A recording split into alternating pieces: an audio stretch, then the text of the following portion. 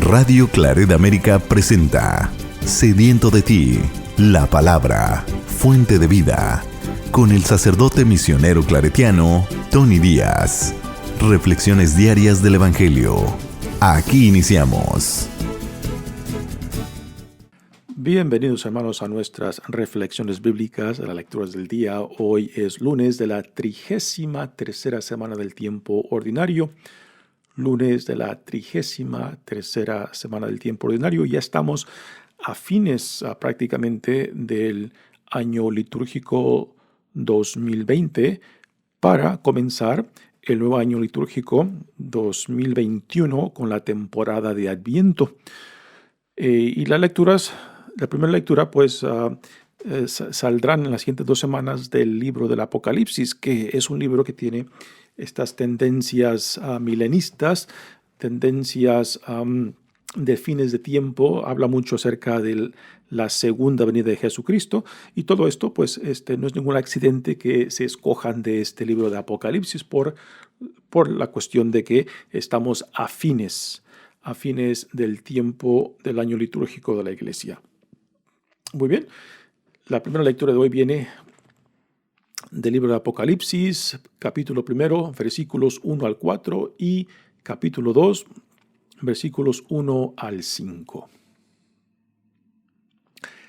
Esta es la revelación que Dios le confió a Jesucristo, para que Él manifestara a sus servidores lo que tiene que suceder en breve, y que comunicó por medio de un ángel a su siervo Juan, el cual narra lo que vio y afirma que es palabra de Dios, atestiguada por Jesucristo.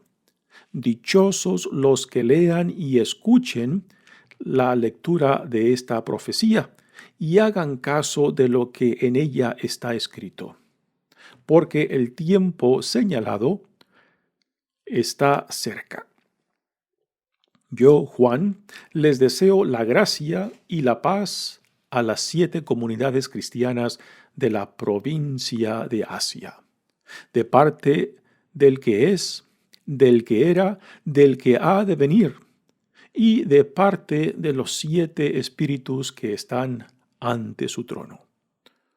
Oí al Señor que me decía, al encargado de la comunidad cristiana de Éfeso: escríbele así: esto dice el que tiene las 7 estrellas en su mano derecha, y camina entre los 7 candelabros de oro.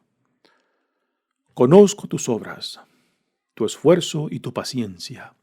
Sé que no puedes soportar a los malvados, que pusiste a prueba a los que se llamaban apóstoles sin serlo, y descubriste que eran unos mentirosos.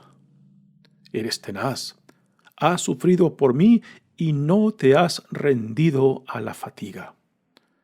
Pero tengo en contra tuya que ya no tienes el mismo amor que al principio. Recuerda de dónde has caído. Arrepiéntete y vuelve a proceder como antes. Palabra de Dios. El salmo responsorial es el salmo número 1, y el responsorio es: el Señor protege al justo. El Señor protege al justo. Dichoso aquel que no se guía por mundanos criterios, que no anda en malos pasos, ni se burla del bueno, que ama la ley de Dios, que ama la ley de Dios y se goza en cumplir sus mandamientos. Es como un árbol plantado junto al río, que da fruto a su tiempo y nunca se marchita. En todo tendrá éxito. En cambio, los malvados serán como la paja barrida por el viento, porque el Señor protege el camino del justo, y al malo sus caminos acaban por perderlo. El Señor protege al justo.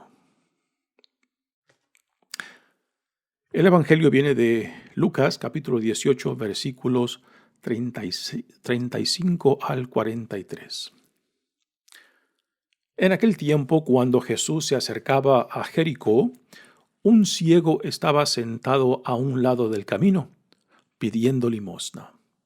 Al oír que pasaba gente, preguntó qué era aquello, y le explicaron que era Jesús el Nazareno, que iba de camino. Entonces, él comenzó a gritar: «Jesús, hijo de David, ten compasión de mí». Los que iban adelante lo regañaban para que se callara, pero él se puso a gritar más fuerte: «Hijo de David, ten compasión de mí». Entonces Jesús se detuvo y mandó que se lo trajeran. Cuando estuvo cerca, le preguntó: «¿Qué quieres que haga por ti?». Él le contestó: «Señor, que vea». Jesús le dijo: «Recobra la vista, tu fe te ha curado».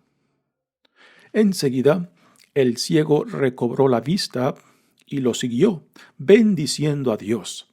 Y todo el pueblo, al ver esto, alababa a Dios. Palabra del Señor. Muy bien, demos comienzo a nuestra reflexión y esta semana empezamos leyendo del libro del Apocalipsis, un libro pues que es muy difícil de entender y también es un libro por el lenguaje simbólico que utiliza, que se presta para muchas especulaciones y particularmente en tiempos de cambio, transición, en tiempos de crisis. Es un libro del cual se lee bastante y el cual se especula que se está dirigiendo a los tiempos presentes y muchas veces pues las especulaciones o interpretaciones que se hacen pues tienden a ser muy exageradas, no tomando en cuenta el contexto de dónde viene este libro.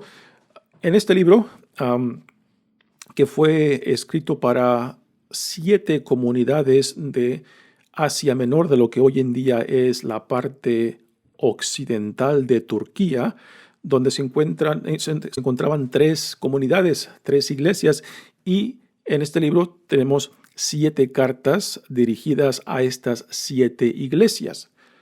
El autor se cree que históricamente se le ha atribuido a Juan el evangelista y Juan el autor de las 3 cartas que tenemos en el Nuevo Testamento.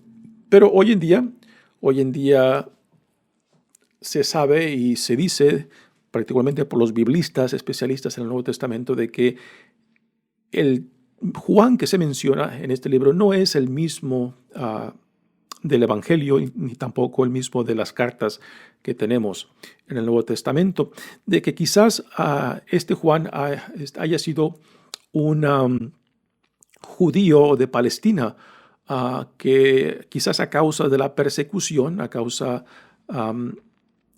de las dificultades no solamente entre la comunidad judía, sino también quizás de otros no judíos, pues tuvo que huir o emigrar hacia lo que hoy en día es la parte occidental de Turquía. Y es este quien recibe estas visiones, a quien el mencionado ángel del Señor, de Jesucristo, le comunica esta visión. Y es después Juan quien comunica lo que ha visto, lo que ha escuchado a estas 7 iglesias de Asia Menor, repito, de lo que hoy en día es la parte occidental de Turquía. Pues sí, es un libro que utiliza un lenguaje apocalíptico, simbólico. Es un libro que se parece mucho, por ejemplo, a los libros del Antiguo Testamento de Daniel y Ezequiel, que también trabajan con este lenguaje simbólico. Y no es ningún accidente de que este libro también pues cite mucho a estos 2 libros de Daniel y Ezequiel, particularmente por el contenido apocalíptico. Apocalipsis es una palabra griega que se traduce a revelación, ¿no? Por eso los 2 nombres tradicionalmente que se le dan a este libro, libro de revelación o Apocalipsis. Muy bien, entonces pasemos ahora a la lectura. Dice: esta es la revelación que Dios le confió a Jesucristo. Así que es Jesucristo quien está revelando esto a Juan, el que se autoidentifica como Juan, por medio de un mensajero, un ángel. La palabra ángel significa simplemente eso, mensajero, ¿no? Dice, para que él manifestara a sus servidores lo que tiene que suceder en breve y que comunicó por medio de un ángel, ¿no? Así que Jesucristo está llevando a cabo esta revelación al autor del libro, Juan, por medio de un mensajero, de un ángel. Dice, el cual narra lo que vio y afirma que es palabra de Dios. Ahora es el autor, Juan, que dice, el cual narra lo que vio y afirma que es palabra de Dios, atestiguada por Jesucristo. Y ahora viene una de las primeras, una de 7 bienaventuranzas. El libro está compuesto por 7 cartas escritas a las 7 comunidades de Asia Menor. Y cada una de estas cartas va acompañada con una bienaventuranza, como las bienaventuranzas que tenemos en los evangelios. Y aquí sale la primera bienaventuranza que dice, dichosos los que lean y escuchen la lectura de esta profecía y hagan caso de lo que en ella está escrito. Porque el tiempo señalado está cerca. ¿Y cuál es el tiempo señalado? El tiempo señalado apunta hacia la segunda venida o el regreso de Jesucristo después de la ascensión a Dios Padre. Así que cada carta que va dedicada a estas 7 comunidades, pues también va acompañada con una bienaventuranza, una bendición. Bendición. Dichosos los que lean y escuchen la lectura, lo cual nos recuerda mucho también a las advertencias de Jesucristo en los evangelios, de escuchar. La palabra o el concepto de escuchar en hebreo es un concepto que incluye 4 pasos, ¿no? Escuchar, el acto de oír, y después entender lo que uno escucha, y después de entender, asimilar lo que uno ha escuchado, ha entendido y asimilado. Y la cuarta parte de este proceso de escuchar es implementar o vivir lo que uno ha escuchado, entendido, asimilado, y ahora lo pone en práctica, ¿no?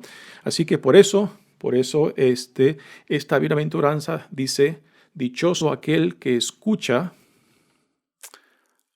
y que hace caso, o sea, que pone en práctica lo que ya ha escuchado. Porque el regreso del Señor ya está muy cerca, ¿no? Así que es una invitación a regresar, a renovar, a entusiasmarnos y a poner más pasión a la vida a la cual Dios nos llama en Jesucristo. Un punto muy importante es de que este libro tiene el propósito de fomentar la esperanza y la perseverancia en las comunidades cristianas que están pasando por tiempos de persecución, están pasando por tiempos de crisis, de rechazo por parte no solamente quizás de la comunidad judía, sino también de otras comunidades no judías, y también muy probable por la persecución por parte del Imperio Romano, ¿no? Así que este libro tiene ese propósito de alimentar la fe y la esperanza, la perseverancia en estos tiempos de crisis, en estos tiempos en lo cual quizás muchos dentro de las comunidades cristianas, pues quizás están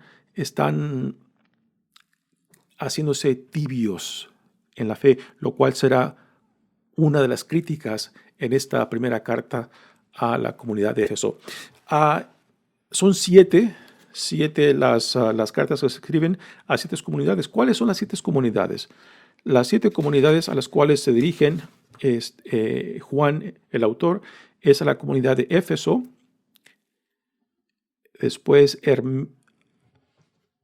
Esmirnia, Pérgamo, Tiatira, Sardes, Filadelfia y Laodicea. Así que lectura de hoy va dirigida a la comunidad de Éfeso, que se cree que fuera la más grande de las comunidades.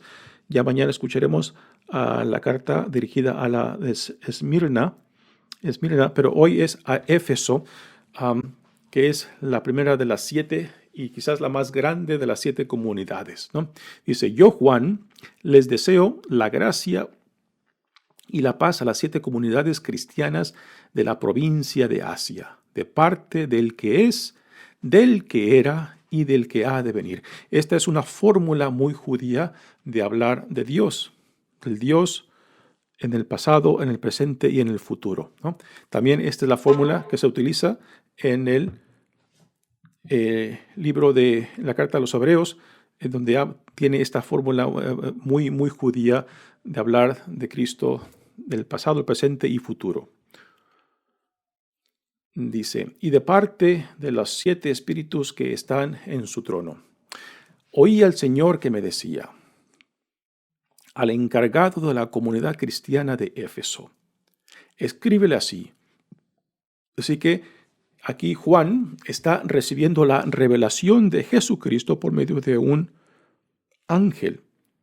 Y ahora lo que está Juan narrando es su visión, su revelación, lo que él vio en esa revelación y lo que él escuchó.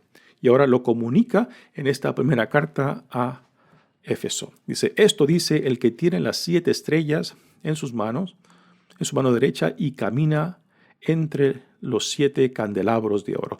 Los 7 candelabros representan las 7 comunidades, y cada vez que sale el tema de fuego, de lámparas, pues es un símbolo que apunta no simplemente a Dios, sino también a Cristo es la luz del mundo. Así que este símbolo de la luz es presencia de Cristo en estas 7 comunidades.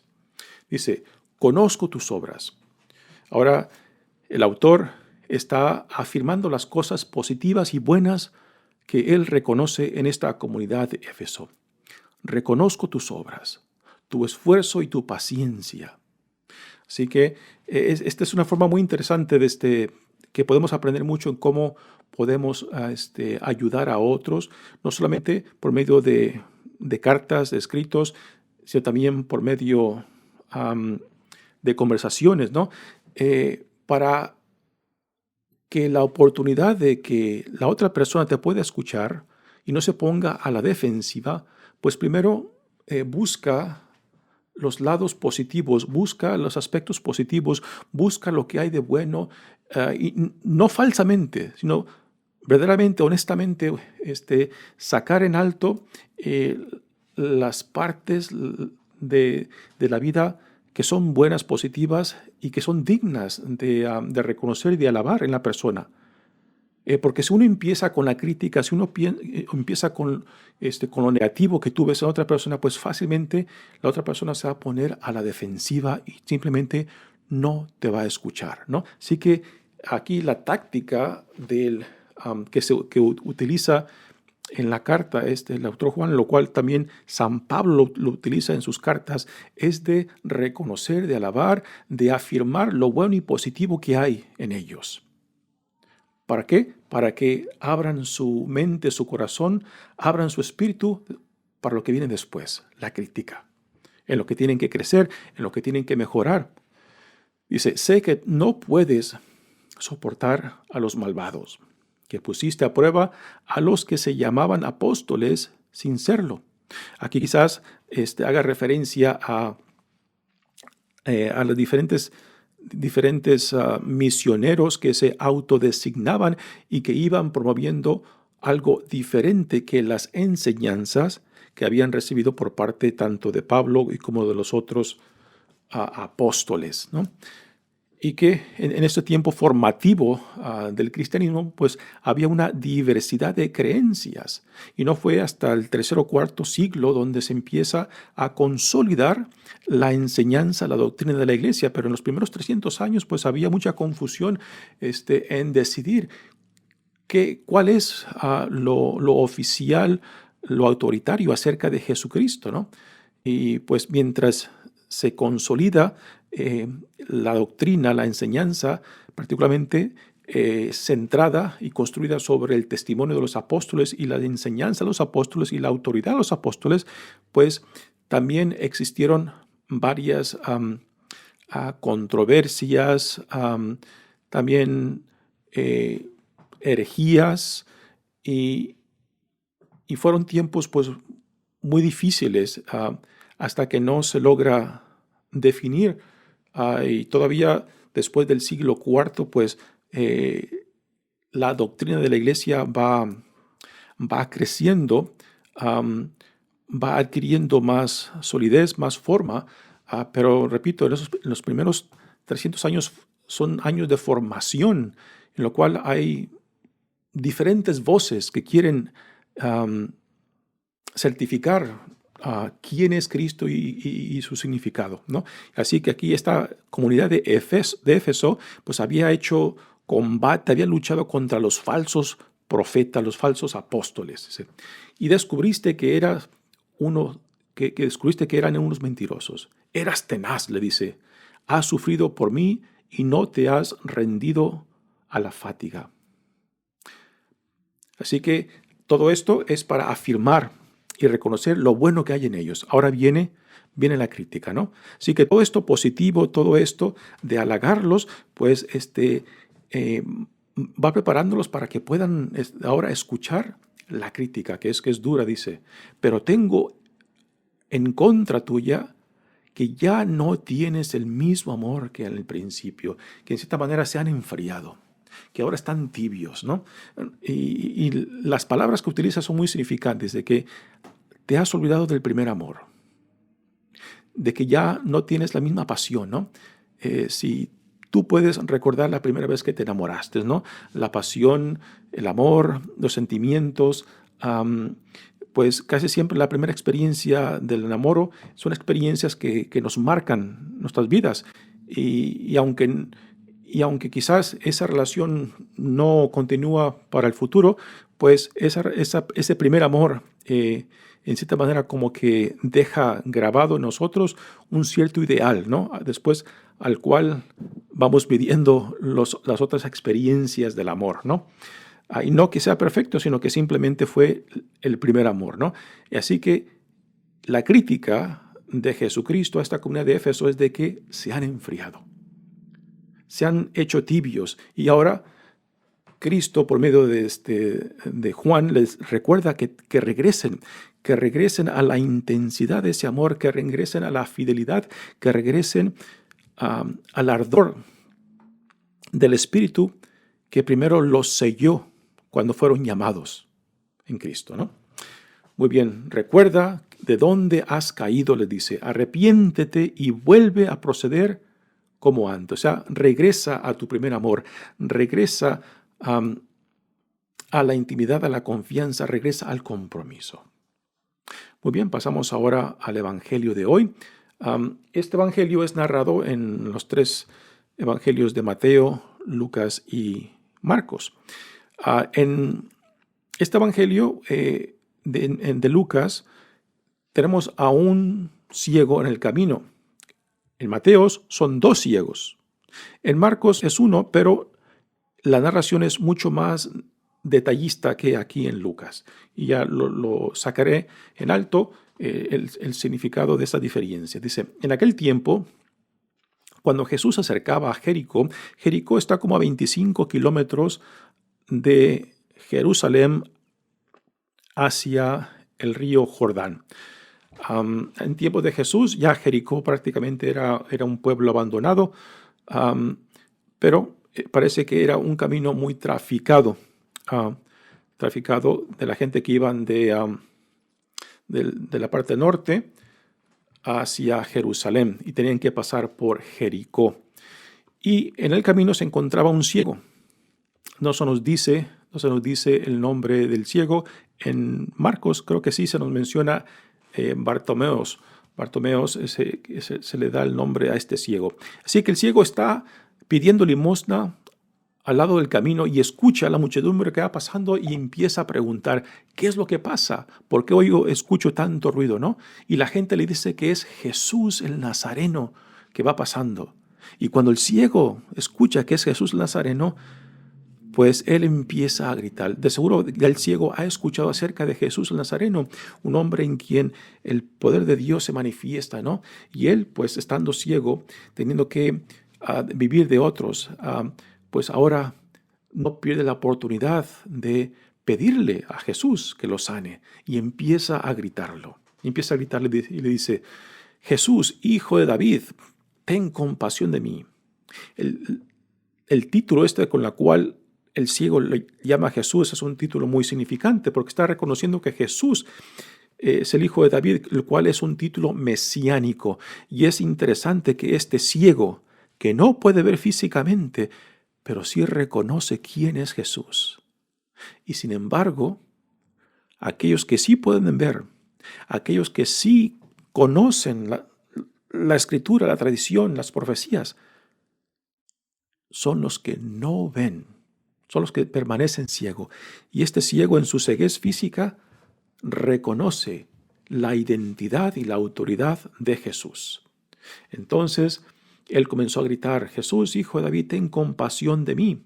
Los que iban adelante lo regañaban para que se callara. En el Evangelio de Marcos, esta escena es mucho más intensa. La gente quiere callar al ciego, que no siga gritando, ¿no? Y en esto se puede ver, pues, los caprichos de las multitudes que se pueden volcar en contra de uno. Aquí se están volcando en contra del ciego, que tiene una necesidad muy específica. Él quiere ser sanado. Y la gente lo está callando. No grites, déjalo en paz. Como diciéndole: tú no vales nada. Tú eres un ciego, Dios, y estás ciego porque Dios te ha castigado, ¿no? Y prácticamente ese es el mensaje que la multitud, la muchedumbre, le quiere dar al ciego al querer callarlo, ¿no? Pero él tiene una urgencia, él tiene una necesidad, y grita con más insistencia: Hijo de David, ten compasión de mí, ¿no?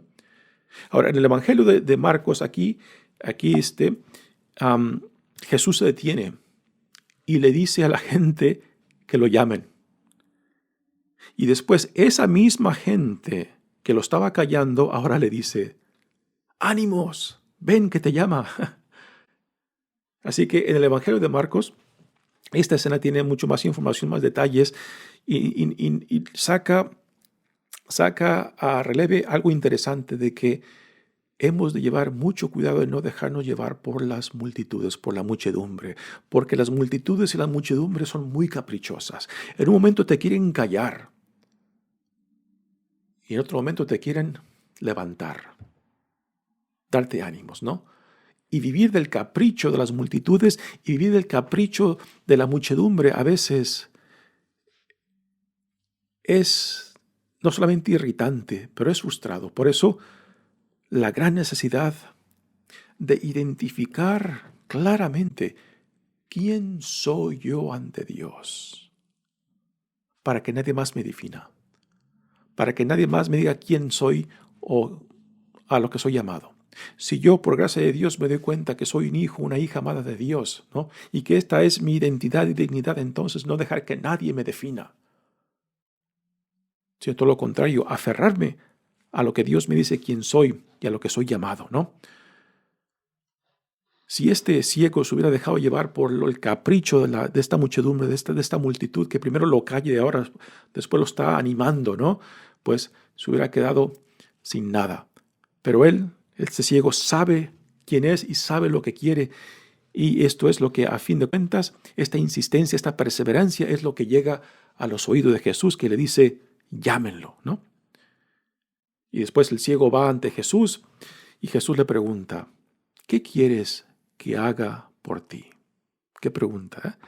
¿Qué quieres que haga por ti? Si a ti Jesús te hace esta pregunta, ¿tú cómo respondes? ¿Qué quieres que haga yo por ti? ¿Tú qué responderías? El ciego tiene una respuesta clara. Quiere ser sanado. ¿Qué deseas tú de Jesús? Ahora, esta escena no simplemente es la sanación de un ciego. Aquí la ceguez no simplemente es física, porque este evangelio no simplemente se enfoca en la ceguez física de esta persona, sino también en la ceguez de no poder percibir a la persona de Jesús, que no poder ver claramente quién es, cuál es su identidad, de dónde viene y a qué nos llama, ¿no? Lo cual es el problema de los líderes religiosos, que no reconocían su identidad, que no reconocían su autoridad y que por tanto siguieron ciegos. A pesar de que veían físicamente, a pesar de que sabían, conocían la Sagrada Escritura, las tradiciones y las profecías, sin embargo, este ciego pudo ver mucho mejor que ellos, pudo escuchar mucho mejor que ellos y pudo recibir al autor de la vida que los otros, que veían, que sabían, no hicieron. Así que esta sanación del ciego va mucho más allá de la sanación de la vista, sino también de la sanación espiritual, para poder discernir, para poder percibir al Dios que viene a nosotros día tras día, que nos llama a la vida en Cristo, que nos llama a una relación de intimidad y confianza con Él, que nos llama a vivir la vida en el Espíritu Santo. Así que Jesús le dice: recobra la vista, tu fe te ha curado.